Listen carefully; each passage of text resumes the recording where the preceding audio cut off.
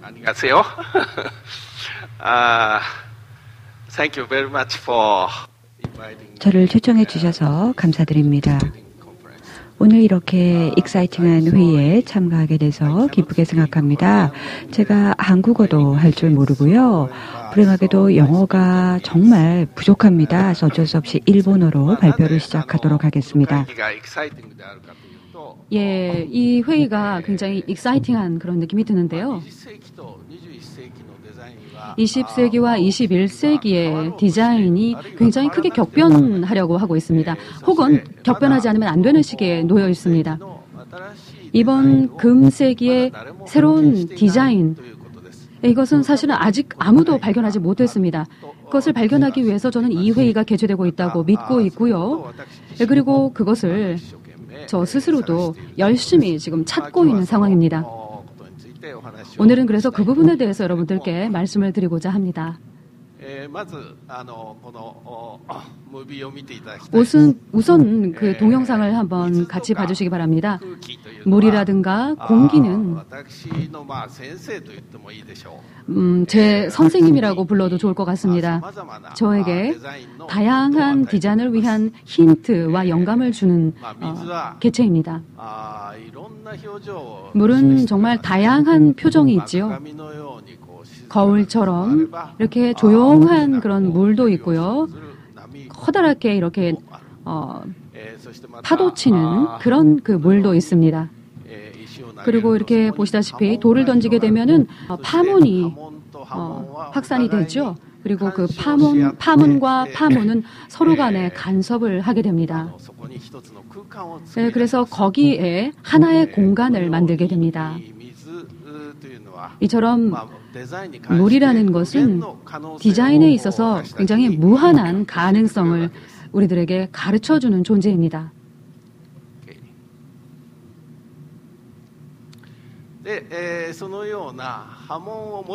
그러한 그 파문을 모티브로 삼아서 저는 이러한 그 벤치를 제작을 했습니다.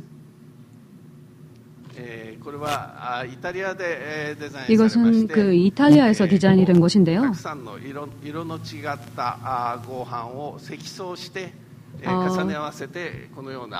색깔이 다른 여러 가지 판자를요 이렇게 적층을 해가지고 그것을 다시 깎아내서 이런 파문 모양을 만들어낸 것입니다.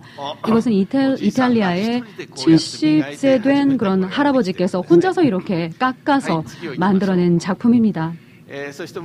그리고 또 이탈리아의 알레시라고 하는 프로덕트 디자인의 그 아주 프로덕트 디자인 부분에 있어서 굉장히 파퓰러한 기업이 있습니다. 알레시라고 하는요.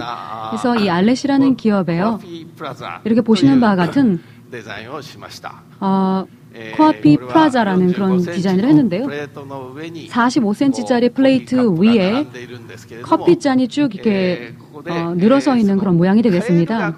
그런데 여기 보시면은요, 개구리가 디자인이 되어 있습니다. 사실 제가 개구리를 꼭 디자인하고 싶었던 건 아니고, 사실 여기 이렇게 그려져 있는 리플, 그 파문을 모티브로 해서 하다 보니까 이런 디자인이 탄생을 하게 됐습니다. 네, 그래서 결과적으로 제품으로는 이렇게 완성이 되었습니다. 그 리플이 잘 안 보이는데요. 이 접시에도 좀 큰 접시에도요. 그렇게 큰 파문 모양이 그려져 있습니다. 그리고 제가 이제 자선 경매에 내놓았던 컵이 되겠습니다. 그 컵도 내놓고요. 또 개구리 드로잉 작품도 같이 내놨는데요. 이것은 이제 알레시라는 그런 업체의 전 세계의 그 샵에서 판매가 되고 있는 작품이 되겠습니다. 자,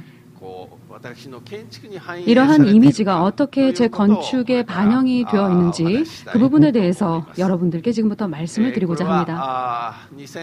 이것은 2001년에 오픈을 한 작품이 되겠는데요. 센다이의 그 미디어테크라는 겁니다. 그 도서관을 중심으로 한 건축물이 되겠는데요. 이것은 1995년에 공모전이 있었는데 이 공모전의 모델로 제가 이제 제안을 해서 제출을 했던 안이 되겠습니다. 7층짜리 건물이고요. 튜브라고 불리는 보시는 바와 같은 소관이 빈 굉장히 커다란 기둥 같은 것을 이렇게 하나의 구조체로 제가 지탱을 하는 그런 역할을 맡겼습니다. 그때 맨 먼저 제 노트에 가장 먼저 그렸던 것이 바로 이 이미지가 되겠습니다.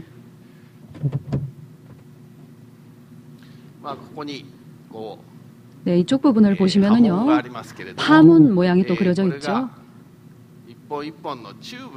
이것이 하나하나의 튜브라고 생각을 해주시기 바랍니다. 그러면은 그 튜브 주변에 파문이 이렇게 퍼지고요. 그렇게 되면서 서로 간의 관계를 맺게 됩니다. 네, 그러면서 다양한 스페이스가 탄생을 하게 되죠.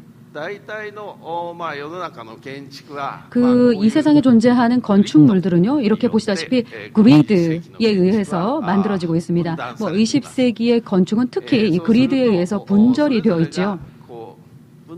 네, 그렇게 되면은 이게 분절이 되고 벽이나 기둥에 의해서 이렇게 단절이 되고 맙니다. 그런데 제가 이제 상상한 것은요, 보시는 바와 같이 어디까지나 이렇게 연속적으로 이어져 있는 그런 공간이 되겠습니다. 물이 마치 그곳 흘러가고 있듯이, 마치 공기가 흐르듯이 그런 유동적인 공간을 항상 제가 만들고 싶다라는 생각을 갖고 있습니다.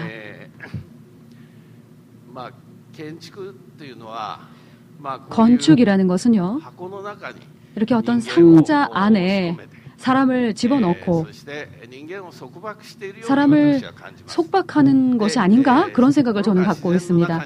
하지만 자연 속에 가게 되면 사람들은 보다 더 자유로워지지요. 그리고 본인이 좋아하는 다양한 곳들을 체험할 수도 있게 되죠, 외부에서. 저는 그래서 건축을 조금이라도 그렇게 자연과 유사한, 자연에 근접한 그런 공간으로 탄생시키려고 생각했습니다. 그래서 보다 더 인간을 자유롭게 만들고 싶다는 생각을 늘 염두에 두면서 건축물을 제작을 하고 있습니다. 하지만 이 생각대로 늘 원활하게 되는 것은 아니고요.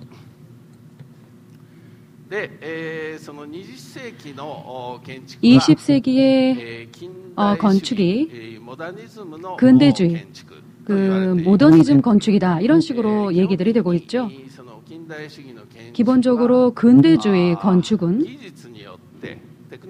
기술에 의해서, 다시 말해서 테크놀로지에 의해서 자연을 컨트롤하는, 자연을 정복하는 그런 사고방식으로 쭉 진행이 되어 왔습니다. 그렇기 때문에 서울도 그럴 테고요, 도쿄도 그럴 거라고 생각합니다. 도시의 건축을 생각해 보면 거의 자연에서 분단되어서 그쪽에 어떤 자연과 사람의 어떤 벽을 만들어버린 그런 느낌이 듭니다. 그렇게 자연으로부터 단절됨으로써 전 세계 어디서든 똑같은 건축물을 만들 수가 있게 되었죠. 더운 곳이든 건조한 곳이든 추운 곳이든 아니면 습한 그런 기후의 지역이든 그렇게 인공적인 환경을 만들므로써 전 세계적으로 똑같은 쾌적한 건축물을 만들자라는 그런 개념하에, 컨셉하에 쭉 건축물이 지어져 왔습니다. 그렇게 된 결과 근대주의 건축물은요, 늘 자연을 배제하고 말았습니다. 자연을 배제한다는 것이죠. 그리고 전 세계 어디서나 똑같은 건축물이 만들어지고 말았습니다. 그렇게 되면서 그 지역의 문화라든가 역사라든가 그 지역의 고유의 지역성, 이런 것들을 배제시켜버리고 마는 것입니다. 이것이 건축물을 전 세계적으로 균질화시켜버리고 말았습니다. 고층 빌딩이 늘어서 있는 그런 건물을 보면 서울이든 도쿄이든 싱가포르이든 뉴욕이든 도대체 어느 도시인지 분간하기가 힘든 그런 상태가, 그런 생각이 들죠. 그것은 근데 건축물뿐만이 아니라 사람까지도, 인간까지도 균질화시켜버리고 마는 그런 굉장히 큰 문제점이 있습니다. 사람이 원래부터 가지고 있던 어떤 동물적인 감수성을 잃어버리게 되는 것은 아닌가라는 생각이 듭니다. 그래서 저는 자연과 근접한, 자연과 가까이 있는 건축을 만들고자 하는 그런 생각을 갖게 된 최대 이유가 바로 그것입니다.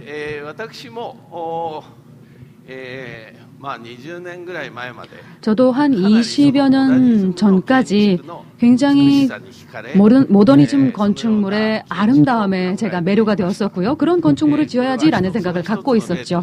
이것은 하나의 사례가 되겠는데요. 소규모 호텔 건설 프로젝트가 되겠습니다.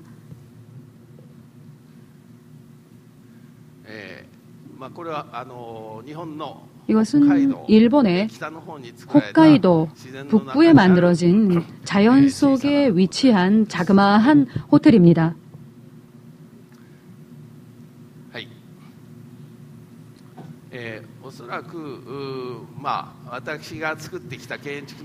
제가 건축을 해온 건축물 중에서도 아름답다라는 점에서 말씀을 드리자면은 사실 이 건축물은 가장 아름다운 부류에 속할 거라고 생각을 합니다. 그리고요, 이러한 건축물들을 계속 지어 나간다면은요, 아마도 저에 대한 평가는 더욱더 높이 올라갔을 수도 있을 것 같습니다. 하지만 저는요, 이러한 건축물을 벗어나서 어떻게든 노력해서 또 다른 새로운 컨셉을 발견하고자 하는 생각을 지난 20년 동안 해왔습니다. 그래서 그 내용을 여러분들께 지금부터 소개 말씀을 드리도록 하겠습니다.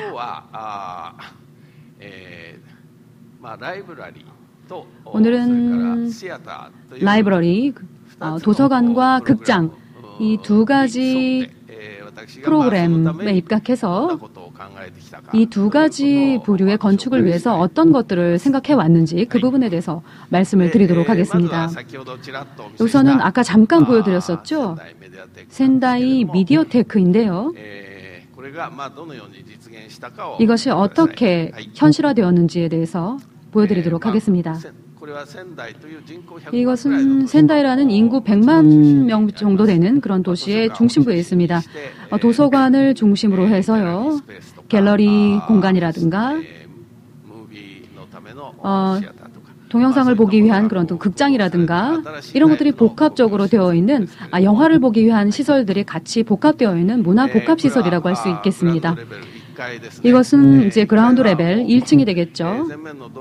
1층은 전면 도로에 접해져 있는 그런 그 창문을 열게 되면은요, 거의 바깥에 5개 공간하고 붙어 있는 그런 그 상태가 됩니다. 여기는 이제 커피숍이고요. 커피숍 그리고 뮤지엄 숍이 같이 붙어 있는 공간이 되겠습니다. 그리고 이제 갤러리 홀이라고 불리는 홀도 있습니다. 한 300여 명 정도가 수용될 수 있는 그런 홀이지요. 이런 식으로 보시다시피 벽이 거의 없는 그런 상태로 제작이 되어 있습니다. 이 튜브는요, 위쪽에서 이제 그 자연적으로 채광이 됩니다. 그리고 이 안을 엘리베이터가 운행이 되고 있고요. 또 혹은 뭐 계단도 있습니다. 위쪽에서 공기가 기계실로 이렇게 관통이 되기도 하고요. 이 튜브 안을 굉장히 다양한 것들이 이동하고 있습니다. 2층으로 올라가면은요, 도서관 공간이 시작이 됩니다. 이 사진의 바로 왼쪽에는요, 어린이들을 위한 아동 열람실도 있습니다. 그 사이는 아주 낮은 그 서가로 이렇게 분단이 되어 있습니다. 그래서 옆에서 굉장히 중요한 개념입니다. 이것은 맨 꼭대기층에 있는 코너입니다. 비디오를 보는 코너인데요. 이 바로 옆에는 학생들이 또 워크숍을 개최하기도 합니다. 뭐 혹은 아이들이라든가 노부부들이 이렇게 하루 종일 동영상을 보기도 하고요.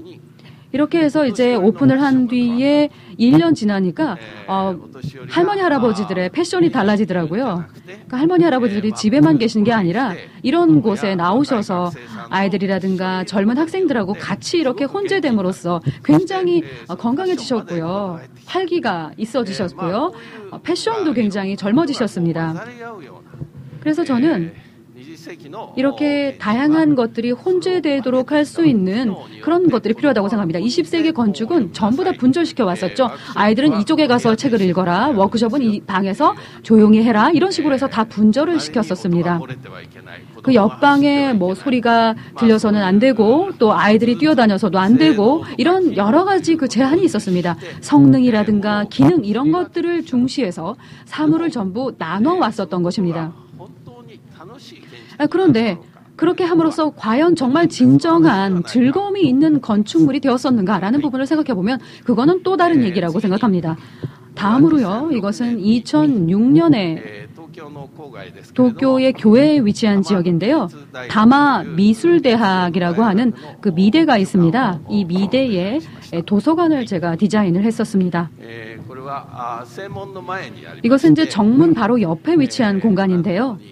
보시다시피 아치 형태로 아치를 하나의 모티브로 해서 만들었습니다.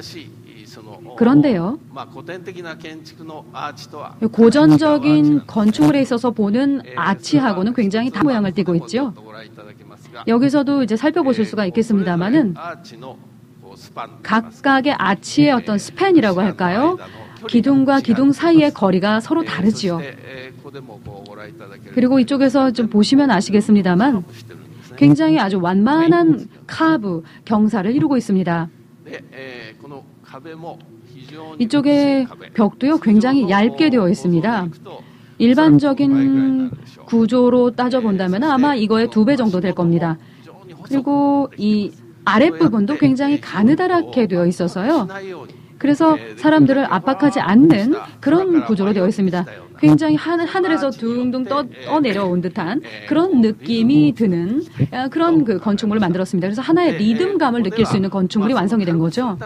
그래서 이것을 가볍게 보이도록 하기 위해서 어떻게 제가 했느냐면요. 언뜻 보기에는 콘크리트로 만든 아치로 보이시죠? 그런데 콘크리트 한 가운데에 철판이 들어가 있습니다. 그래서 우선은 철판으로 아치를 만들고요. 그 양 사이드에 콘크리트를 쳐 넣었습니다. 그래서 그렇게 해서 굉장히 강력한 구조물을 탄생을 시켰습니다. 이것은 이제 1층에 아케이드 갤러리라고 불리는 공간입니다. 여기는요, 학생들이 자유롭게 커피를 마실 수도 있고 또 소규모의 강연을 하거나 아니면 전람회를 개최할 수도 있는 그런 스페이스가 되겠습니다. 그 안쪽 절반 정도의 영역부터 도서관 공간이 시작이 됩니다. 그런데 이것의 특징은요, 이 부지가요, 한 20분의 1 정도의 슬로프로 되어 있습니다. 그러니까 경사가 있다는 거죠. 그래서 이 바닥도 슬로프 형태로 되어 있습니다. 그래서 잘못하면 이렇게 뭐 볼 같은 거를 이렇게 놓치면은 굴러갈 수도 있죠. 그래서 가급적이면은 주변의 환경하고 유사한 형태로 제가 만들었습니다. 누구나가 자유롭게 접근할 수 있는 그런 건축물을 만들자라는 그런 개념하에 만든 공간이 되겠고요. 안쪽에 위치한 그 도서관에 들어가면은 이쪽에는 이제 DVD를 보는 코너고요. 이 카운터는 수평으로 되어 있습니다. 바닥면은 20분의 1의 9배 그 경사면이 되어 있고요. 각각 앉는 장소에 따라서 의자의 높이가 다릅니다. 경사가 지어 있기 때문에요. 이것은 이제 손쉽게 높이를 조절할 수 있는 그런 의자를 갖다가 이제 배치를 했고요. 그래서 앉는 위치에 따라서 높이가 다르다라는 말씀이었고요. 그래서 조금 편안한 마음으로 DVD를 보거나 또 영화를 보거나 할 때는 이쪽에 또 의자에 앉으면 됩니다. 그래서 선택성이 있다라는 것이 굉장히 저는 중요하지 않은가라는 생각을 갖고요. 이것은 2층에 위치한 데인데요. 2층에 이제 회화 열람실이 되겠습니다. 이거는 보시다시피 아치가 이렇게 굽어져서 서로 교차를 하고 있지요. 그 사이사이에 이렇게 책장이 서가가 이렇게 완만한 커브를 그리면서 그 사이를 이렇게 쭉 지나가는 듯한 모습을 띠고 있습니다. 그렇기 때문에 굉장히 넓은 공간인데요. 그 공간이 그냥 아무것도 없으면 너무 넓기만 하고 불안하고 안정이 안 되는데요. 이런 식으로 어느 정도 나눠져 있지만 또 한편으로는 연속성이 있는 그런 관계성을 이 공간에다가 만들고 싶었습니다. 그리고 밑에 바닥은 평평하지만요. 위쪽에 천장은 또 이렇게 경사가 있습니다. 이것도 이렇게 굽어져 있지요. 그래서 아치 속에 아치 기둥을 이렇게 쭉 서가가 지나고 있습니다. 미대이기 때문에요. 굉장히 큰 책들이 많습니다. 이 정도 되는 낮은 그런 책장이기 때문에 그 위에서 커다란 책을 펼쳐서 볼 수도 있고요. 창가 쪽에 앉아서 바깥에 이렇게 나무나 이렇게 그 자연 환경을 보면서 책을 볼 수도 있는 그런 환경입니다. 이렇게 소규모 그룹이 뭐 소근소근 얘기하면서 대화를 나눌 수도 있겠고요. 저쪽이 좀 잘 보이지는 않는데 커다란 테이블이 놓여져 있습니다. 그래서 일반적인 도서관처럼 또 책을 읽을 수도 있는 그런 시설도 되어 있고요. 이렇게 해서 그날 본인의 취향에 따라서 원하는 공간을 선택할 수도 있게 되어 있습니다. 센다이의 경우에도 마찬가지인데요. 굉장히 이 부분은 센다이 미디어테크도 마찬가지지만 굉장히 중요한 부분이라고 생각합니다. 다음으로 여기는 아직 오픈이 안 된 곳인데요. 타이완의 타이베이시 대만대학, 타이완대학의 소셜 사이언스 사회과학부 건물이 되겠습니다. 예, 신규로 이제 교실 등등을 포함해서 도서관을 제가 디자인을 했는데요. 지금 보시는 것이 이제 완성이 된 교실 부분이 되겠습니다. 위쪽에 이제 연구실들이 위치해 있고요. 아래쪽에 내려오면 교실이 있습니다. 강의실이 있습니다. 아래로 가면 갈수록 이제 강의실이 넓어지고요. 그리고 중앙 부분에 이렇게 툭 터져 있는 부분, 이 부분이 국제회의장이라고 불리는 회의실이 위치해 있고요. 그 주변이 이제 테라스입니다. 그 밖에도 강의실과 강의실 사이에 커다란 테라스가 여러 곳이 위치하고 있습니다. 그래서 여기를 통해서 자연의 공기를 이렇게 환기시킬 수 있도록 되어 있습니다. 가급적이면은 대학에서 가급적이면은 에너지를 사용하지 않아도 되도록 에너지 전략형으로 만들었습니다. 그래서 자연의 힘을 빌어서 이렇게 만들었고요. 그리고 오래된 건물이 지금 주변을 이렇게 둘러싸고 있지요. 코트야드라고 불리는 그런 지역이 있는데요. 이쪽과 접해서 이제 도서관에 개가식으로 되어 있는 책장이 있습니다. 이쪽 부분이 튀어나와 있습니다. 그래서 이 튀어나와 있는 이 개가식 도서관 부분을 소개해 드리도록 하겠습니다. 동영상이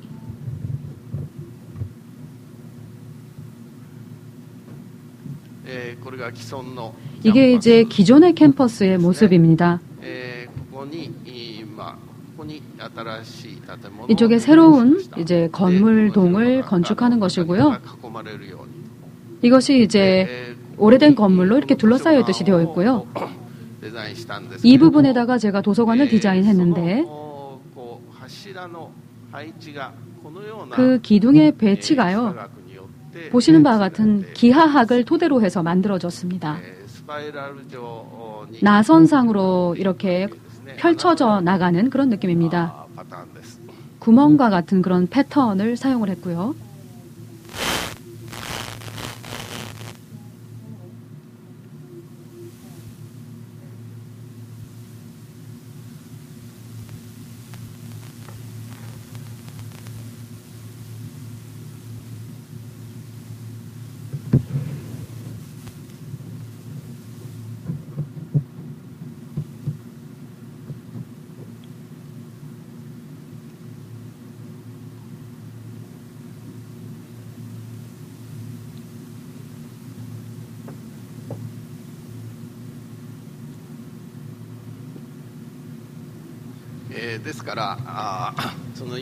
그렇기 때문에 지금 이제 기하학 패턴을 보셨는데요.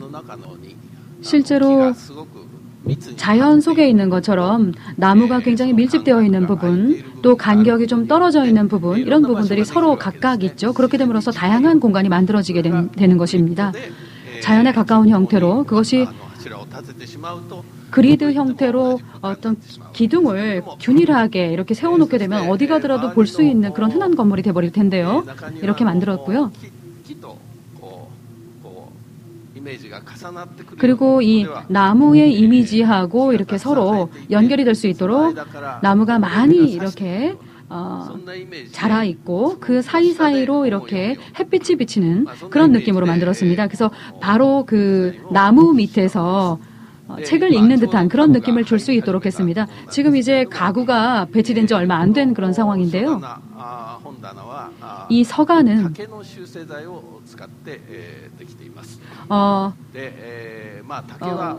대나무를 사용해서 만든 거가 되겠습니다. 이 대나무라는 것은 아시아 어디를 가더라도 굉장히 많이 있는데요. 굉장히 강하고 내구성도 있는 자재입니다. 그것을 라미네이트를 해서, 다시 말해서 적층을 해서 이렇게 하나의 그 나무로서, 재질로서 이렇게 완성을 해서 서가로 만들어낸 것입니다. 이 대나무는 앞으로도 굉장히 많은 이용 가치가 있는 자재라고 생각을 합니다. 그리고 이것은요, 저희 오피스에서 만들고 있는 가장 새로운 건물이 되겠습니다. 조금 전에 보신 그 라이브러리는 이제 내년 봄에 오픈할 예정이 되겠고요. 가장 이제 신규 건물은 일본의 이제 기후시라고 하는 일본의 중심부에 위치하고 있는 뭐 그렇게까지 큰 도시는 아니고요. 60만 정도 되는, 인구 60만 정도 되는 소규모의 도시인데 여기에 샌다이 미디어테크 같은 그런 건물을 다시 한번 디자인하자 해서 지금 이제 계획 중에 있는데요. 이 기후시 같은 경우에는 굉장히 부지가 넓었습니다. 그래서 2층짜리로 계획을 했습니다. 90m 곱하기 80m 정도 되는 굉장히 넓은 면적입니다. 이쪽이 이제 서쪽이 되겠고요. 프롬나드도 새롭게 이제 디자인이 되었습니다. 이쪽은 이제 올 연말까지, 그러니까 한 3개월 정도 지나면은 이 부분만큼은 이제 완성이 될 예정입니다. 이쪽 부분은 이제 7월 달에 공사가 시작돼서요. 내년에 이제 완공이 될 예정이고요. 전체적으로는. 이것이 이제 왼쪽에 있는 산책로, 프롬나드가 되겠습니다.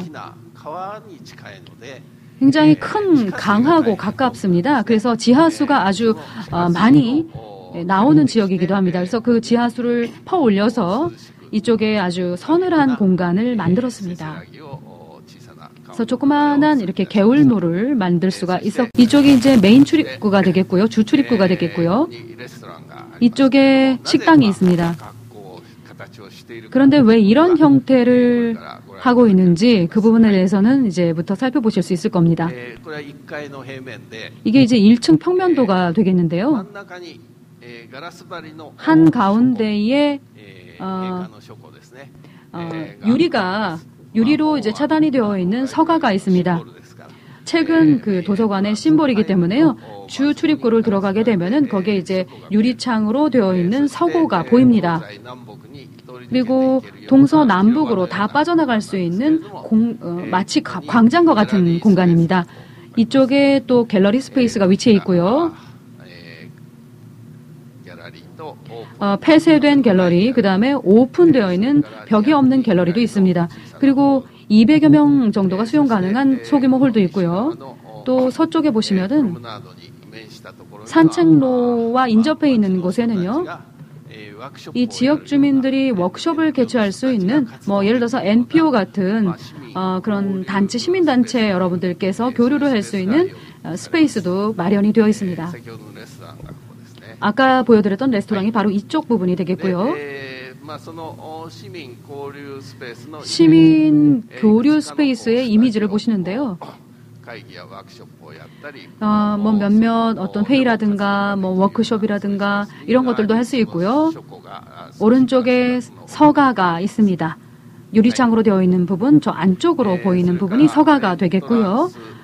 자, 주 출입구를 들어가게 되면은 바로 앞에 개방적인 갤러리 스페이스가 있습니다. 이 부분에서도 이제 소규모 콘서트를 개최를 할 수도 있겠고요.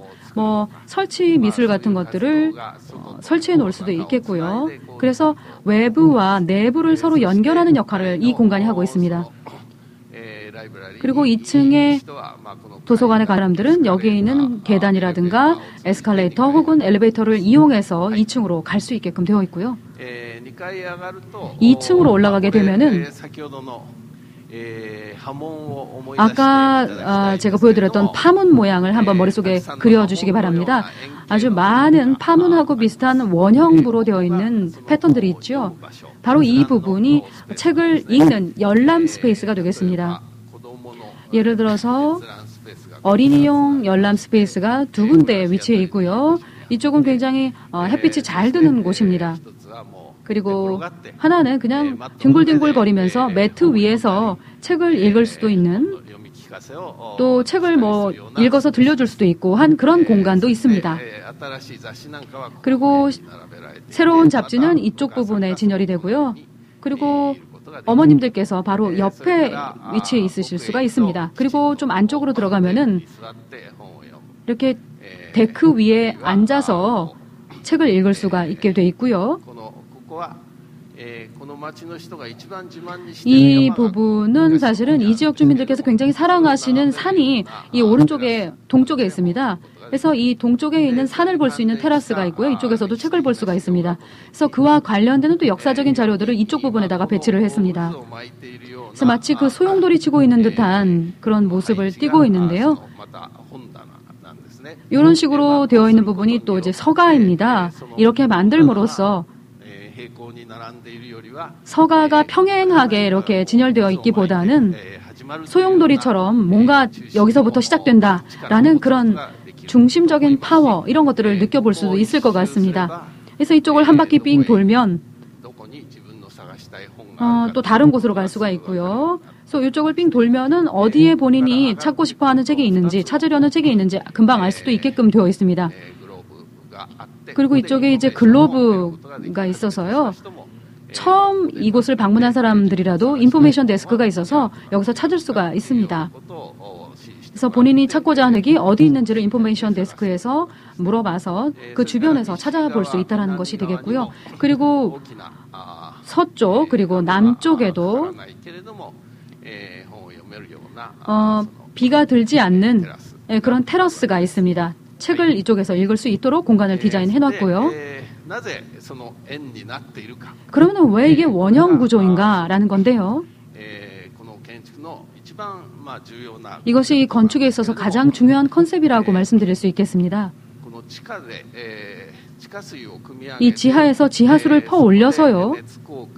이것을 열 교환을 해서 그것이 이제 좀 따뜻해진 어떤 공기라든가 아니면 냉각된 공기, 이것을 콘크리트 바닥으로 이렇게 흘려보냅니다. 뭐 온수를 흘려보내기도 하고 냉수를 흘려보내기도 하고요. 계절에 따라서. 그래서 바닥 복사 냉난방 시스템이 작용하고 있는 것입니다. 그래서 거기에서 올라온 공기를요, 뭐 벽체가 없기 때문에 가능한 일이라고도 볼 수가 있겠는데요. 이것을 선순환시킵니다. 그래서 여름에는 가장 높은 곳에서 자연의 힘으로 배기를 시키고 있고요. 또 배출도 시키고 있고요. 겨울에는 이쪽을 차단하게 됩니다. 그래서 자그마한 팬을 돌려서 이쪽에서 순환을 시킵니다. 그러니까 공기의 흐름을 느낀다라는 거, 바람을 느낀다라는 것은 사람에게 있어서 굉장히 쾌적한 일이라고 할 수 있겠죠. 공조기에서 돌아가는 그런 바람이 아니라 굉장히 포근하게 느껴지는, 편안하게 느껴지는 그런 바람이 들어오게 되겠고요. 또 태양광을 이용하기도 하고 또 빗물을 이용하기도 합니다. 그래서 좀 전에 비슷한 규모의 건물에 건물과 비교를 해보면은 2분의 1 정도의 에너지만 가지고도 이 건물을 운영할 수가 있게 되어 있습니다. 그리고 또 다른 하나의 특징에 대해서 말씀드리겠는데요. 저희 이렇게 높은 부분을 만들기 위해서 이 목조를 가지고 했는데 사실은 이 지역에서 나는 재질의 그 목재를 사용했습니다. 마치 이렇게 파도가 치는 듯한 그런 느낌을 이렇게 만들어 놨고요. 이 부분을 이제 글로브라고 부릅니다. 아까 말씀을 드렸다시피 이쪽에서 이제 햇빛이 이 글로브를 통과하면서 굉장히 부드럽고 온화해집니다. 그러니까 이 글로브 아랫부분이 가장 쾌적한 환경이라고 볼 수 있는 것이겠죠. 이게 그 글로브 내부의 이미지가 되겠습니다.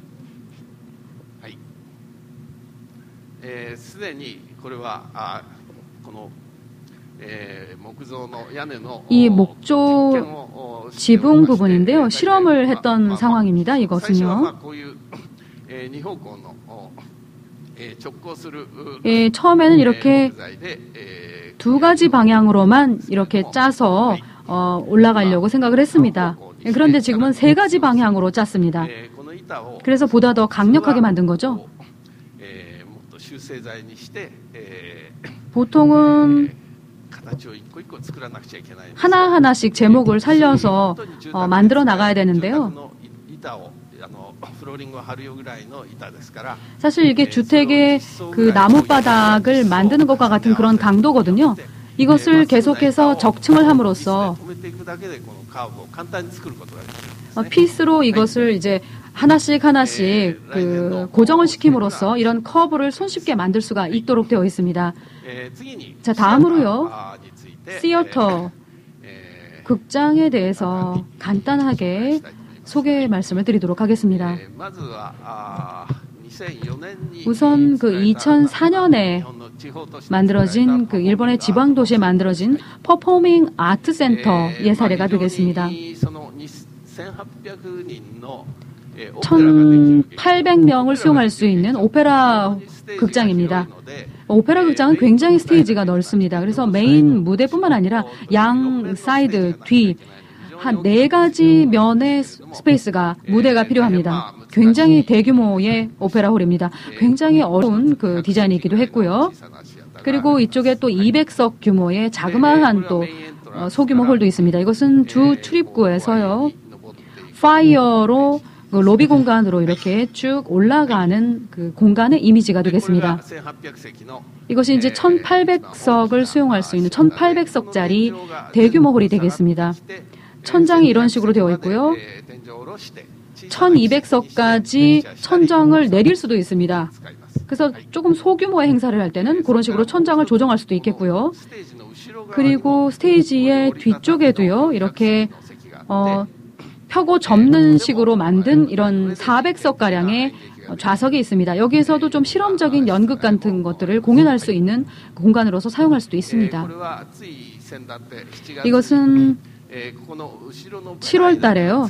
이쪽에 뒤쪽에 있는 무대만 사용해서 연극을 했었는데요. 그때 당시의 장면이 되겠습니다. 이런 식으로 스테이지의 뒤쪽 부분에서 그 마치 그 축제할 때의 분위기를 연출하고 있습니다. 이쪽에 이제 배우들도 있는데요. 배우들도 여기서 뭐 물건을 팔기도 하고요. 또 여러 가지 재미있는 기술을 보여주기도 합니다. 배우들께서. 그리고 이렇게 스테이지 위에서요. 이렇게 본인의 어떤 아트를 보여주고요. 그것을 보여주면서 또 이동도 가능하도록 되어 있습니다. 그래서 극장이라는 것이 정말 훌륭하고 커다란 그런 곳만 연극을 할 수 있는 공간이 되는 것이 아니라 다양한 공간이 이런 무대로서 활용이 될 수 있다는 점을 말씀드리고자 하는 것이고요. 이것은 도쿄에서 제 고향에다가 이제 건축을 한 유일한 건축물이 되겠는데요. 이런 퍼블릭 시어터를 건설한 그 상황을 보여드리도록 하겠습니다. 굉장히 이 부분이 복잡한 주택가입니다. 네, 그렇기 때문에 그 지역 주민들께 가급적이면 민폐를 끼치지 않도록 그래서 한 3분의 2 정도는 지하 공간으로 만들 정도로 이렇게 주민들을 배려했습니다. 그래서 텐트로 만든 왠지 그 조그마한 연극을 할 수 있는 공간, 이런 이미지를 제가 머릿속에 그리고 있었는데요. 이것도 이제 엔트런스 홀 쪽이 되겠습니다. 이쪽에서 일단은 사람들이 오시면 이쪽에서 공간에서 조금 즐기시면서 시간을 보내시고요. 이쪽의 공간은 300석 정도 되는 홀이 되겠습니다. 오늘 제가 가지고 오는 것을 깜빡 잊어버렸는데요. 이 지상에 있는 극장과 또 지하에 거의 비슷한 스케일의 극장이 하나 더 있습니다. 이 그 극장은 어떻게든지 형태를 바꿀 수가 있습니다. 한가운데에다가 스테이지를 갖다가 놓을 수도 있고요. 다양한 방향에다가 바꿔놓을 수도 있습니다. 이렇게 아주 오소독스한 엔드 스테이지형으로 또 만들 수도 있고요.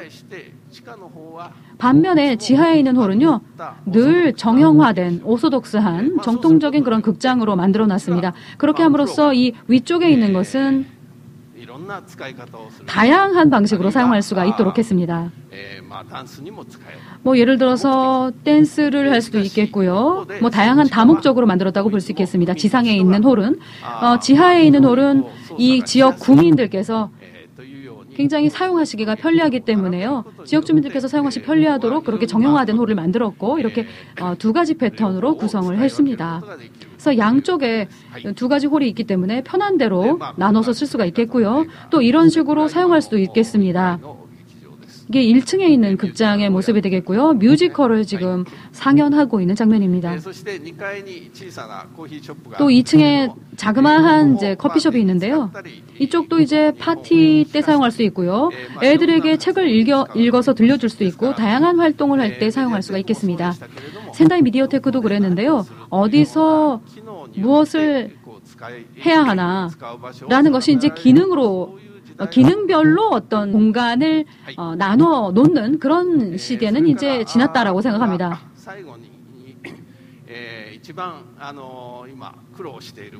제 마지막으로 보여드릴 것은 지금 제가 가장 고생을 하고 있는 프로젝트입니다. 다이쭈시, 타이완의 다이쭈시에 제가 오페라 하우스를 만들고 있는데요. 그 프로젝트에 대해서 잠시 소개 말씀드리겠습니다. 대규모 공원 안에 3개의 극장이 들어서게 됩니다. 2,000석짜리 극장, 800석짜리 극장, 그리고 지하에 200석짜리 극장이 들어서게 될 예정입니다. 보시는 바와 같은 그런 구조체를 띠고 있는데요. 왜 이렇게 이상한 구조체냐라는 생각이 그러면 위라는 게 사람에게 있어서 내부인가 외부인가라고 했을 때는 양쪽 다 말씀드릴 수 있지 않겠습니까? 저는 그런 건축물을 만들고자 했습니다. 그러니까 외부인지 내부인지 구별할 수 없는 건물. 그렇게 되면서 외부와 또 내부를 좀 더 관련성 있게 만들어가고자 했던 것입니다. 이것도 이제 새로운 기하학에 입각해서 구조체를 만들어낸 것이 되겠는데요.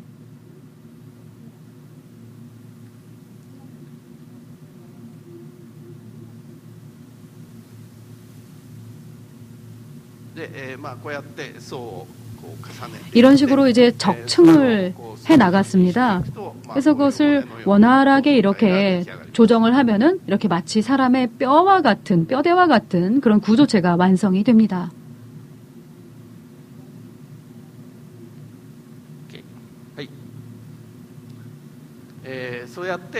이렇게 해서 만드는 건데요. 이게 1층의 플랜이 되겠는데 공원이 마치 내부까지 들어온 듯한 그런 느낌으로 지금 만들고 있습니다.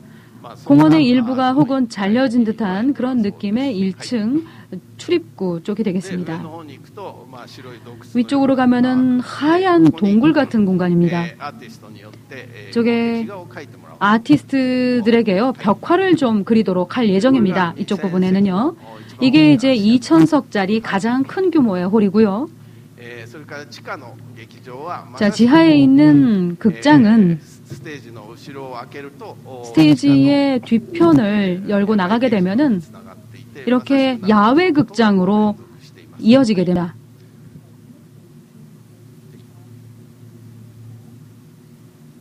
屋上庭園ですね。はい。 자, 이것은 옥상에 있는 정원이 되겠고요.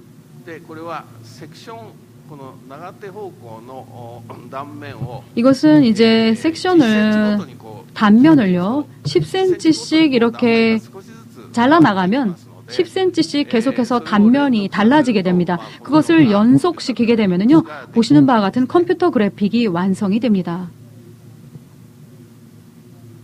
まあ何か水が液体が流れているような 왠지 そんなイメージを 액체, 뭐 물 같은 것들이 흐르고 있는 듯한 그런 이미지를 여러분들께서 느끼실 수 있을 거라고 생각합니다.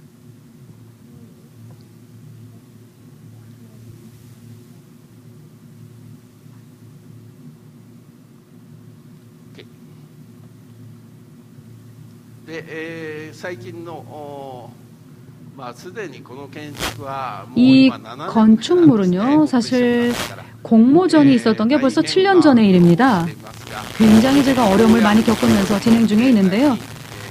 드디어 올 연말쯤 구조체가 어느 정도 완성이 될 예정입니다. 보시는 바와 같이요. まあほとんど全ての部分が 거의 3次元の曲面で 대부분의 공간이 3차원의 공면으로 되어 있는 그런 건축물이 되겠습니다. まあ4月ですからだいぶここから進んでいますけれど 내년 も 뭐 4월이니까요.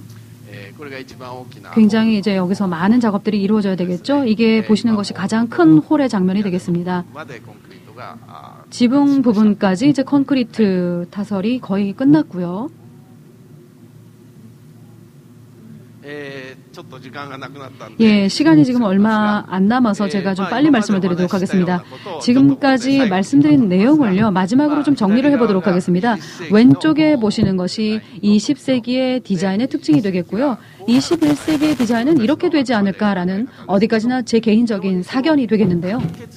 굉장히 20세기 같은 경우에는 완결성이 있었는데 21세기의 경우에는 자연과 굉장히 연결이 되어 나갈 것이다라는 것, 그리고 추상적이었던 것이 보다 더 구체적인 것으로 변화해 나갈 것이다라는 것입니다. 뭐 소재도 마찬가지로 그렇게 될 것이고요. 하얀 어떤 추상적인 공간이 아니라 다양한 소재를 활용을 해서 실제로 피부로 느낄 수 있는 그런 건축물이 될 것이다라는 겁니다. 그리고 자연과의 관계성을 보다 더 친밀하게 가지고 가는 건축물이 될 것이다. 그리고 역사성, 그리고 장소성, 지역 이런 부분도 굉장히 중요한 요소가 될 것이다라는 것입니다. 기능에 따라서 어떤 공간을 분절하는 그런 건축이 아닐 것이다라는 것이요. 그리고 모든 것을 분절해 나가는, 나눠 나가는 것은 20세기 과학의 특징이라고도 할 수가 있겠는데요. 그렇지 않고 보다 더 연속성이 있는 것으로 가져가야 된다는 겁니다. 예를 들어서 옛날에 그 인체의 해부도 그러면은 여기에 뭐 심장이 있고 간이 있고 뭐 이런 식으로 각각의 장기로 그 분할이 되어 있는 해부도를 그렸었거든요. 그런데 지금의 인체 같은 경우에는 MRT로요.